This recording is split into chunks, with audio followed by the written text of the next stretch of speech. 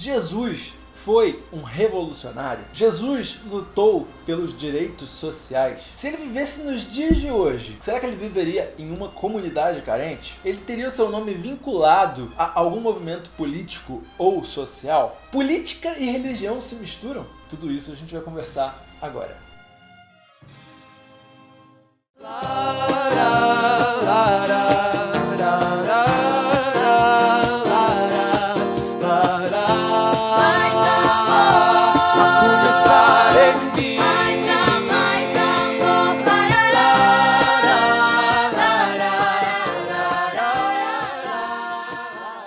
Olá, eu sou Isaac Câmara. Hoje nós vamos falar sobre um assunto muitíssimo polêmico. Eu gostaria de pedir para você curtir, se inscrever, compartilhar para os seus amigos, comentar aqui embaixo para interagir com a gente e clicar no sininho de notificação caso você ainda não tenha feito para receber nossas atualizações. Eu gosto do tema política, costumo acompanhar a política aqui do Brasil, né? Muitas vezes eu assisto TV Câmara, TV Senado, a TV Justiça quando tem algum embate aí no Supremo Tribunal Federal. Deve existir cristãos na política? Se deve existir, como que eles devem se comportar? Onde realmente vivem? O que comem?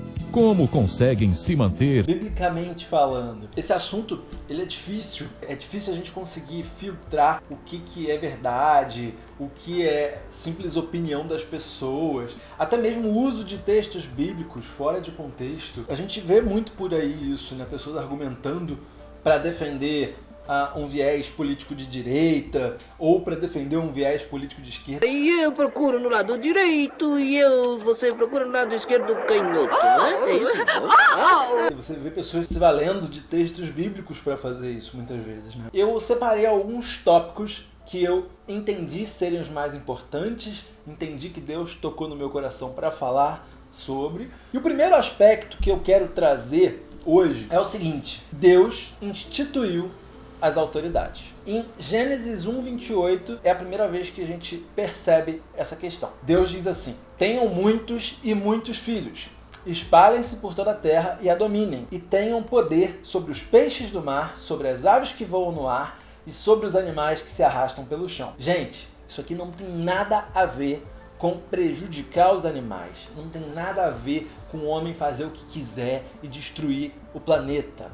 Não tem nada a ver com ferir o próximo, assim como não tem nada a ver quando fala que a mulher seria submissa ao homem, não tem nada a ver com o homem escravizar a mulher, não tem nada a ver com machismo, não tem nada a ver. Deus instituiu as autoridades e falou que o homem ia governar, no caso, ele ia ser uma espécie de líder para os animais e para toda a humanidade, né? Em Gênesis 41, versos 41 e 42, diz assim: e o faraó prosseguiu: entrego a você agora o comando de toda a terra do Egito. Em seguida o faraó tirou do dedo seu anel-selo.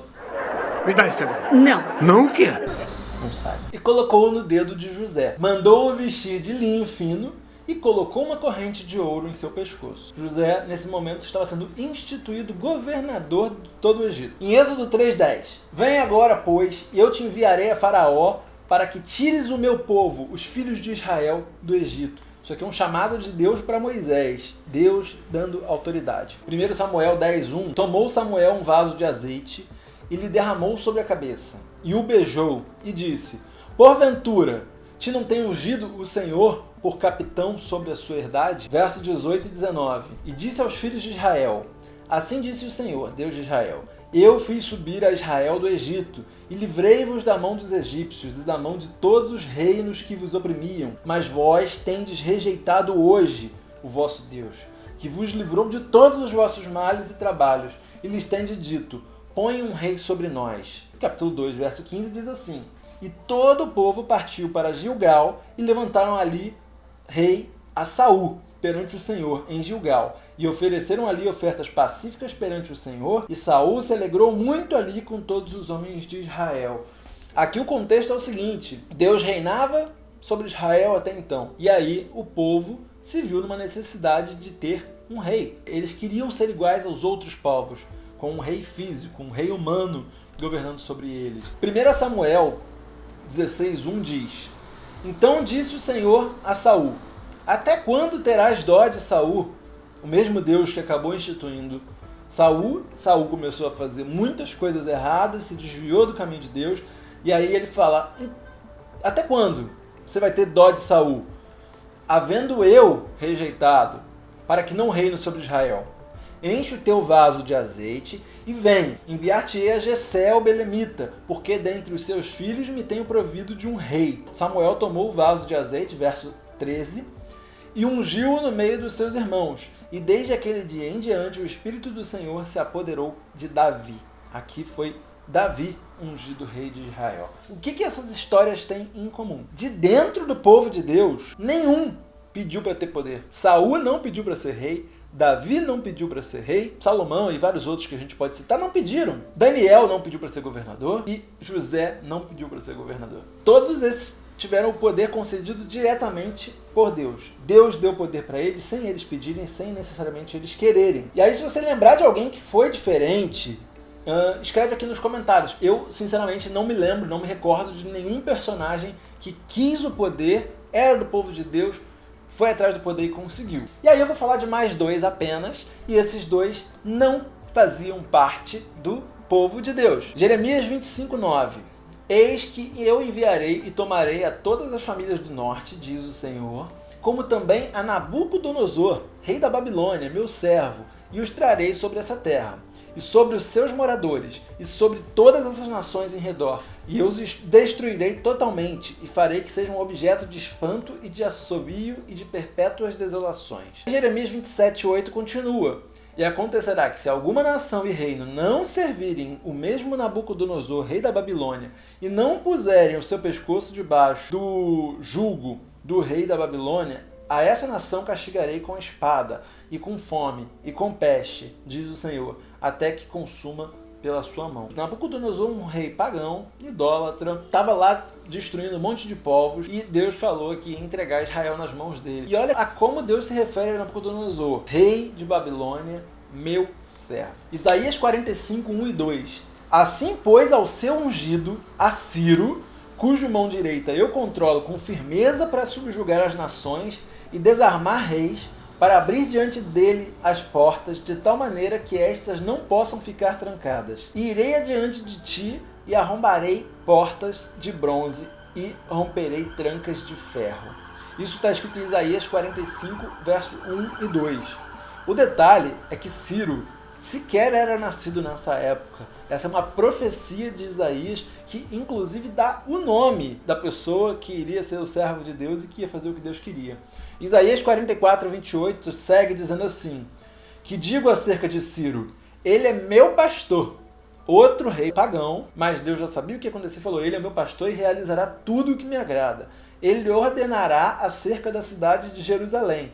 Tu serás reedificada, e quanto ao templo, eis que os teus alicerces sejam lançados. O contexto aqui é o seguinte: o povo foi levado como cativo para a Babilônia, ficaram lá por muitos anos, até que o reino da Medo-Pérsia, no governo de Belsazar, invadiu a Babilônia com Ciro e Dario. Dario governou por vários anos, e aí depois Ciro, depois que Dario morreu, assumiu o trono. E Ciro deu um decreto, inspirado por Deus, guiado por Deus, para que o povo de Israel voltasse para Israel, para Jerusalém, e reconstruísse. E Esdras 1 e 2, para concluir essa etapa aqui Ciro já existia e já era rei.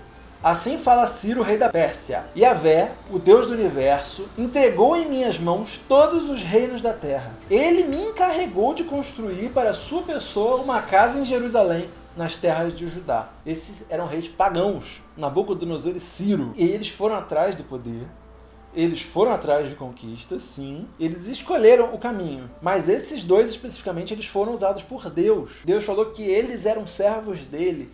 A autoridade deles foi validada por Deus. Aconteceu mesmo com Dario também. Dario foi o personagem que era o rei quando Daniel foi jogado na cova dos leões. E ele virou para Daniel e falou: será que o teu Deus te salvou dos leões? E aí, quando ele viu que Daniel tinha sido salvo, ele honrou, glorificou, exaltou o nome de Deus e falou que a partir de então todo mundo tinha que adorar esse Deus de Daniel. O texto mais conhecido é o que está lá em Romanos. Romanos 13, 1 e 2, escrito pelo apóstolo Paulo. E diz assim: todos devem sujeitar-se às autoridades governamentais, pois não há autoridade que não venha de Deus. As autoridades que existem foram por ele estabelecidas.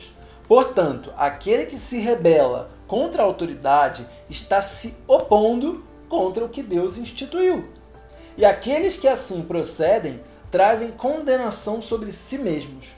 Ah, mas os tempos são outros? Para um pouquinho. Respira. Presta atenção. Quantas vezes na sua vida você viu o mundo sendo destruído por completo ou parte dele?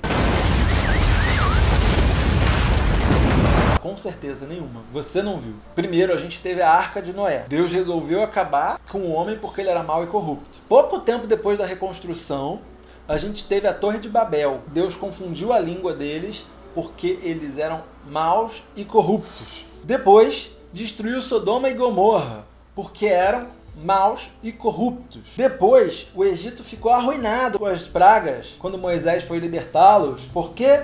Porque estavam fazendo mal ao povo de Deus, eram maus e corruptos. Sansão destruiu todo mundo naquele templo. E aí você vai seguindo a Bíblia, vai seguindo, e você vai vendo que isso vai se repetindo. Várias vezes aconteceu. E aí vocês vejam bem, nem Davi, que já tinha sido ungido por Deus para ser rei, tocou um fio da cabeça de Saul. Ele teve a oportunidade de matar Saul várias vezes, Saul enlouquecia, o espírito ruim se apoderava de Saul, ele atacava Davi várias vezes, e Davi não tocou em Saul, mesmo tendo a oportunidade. Davi falou, quem sou eu para tocar no ungido de Deus?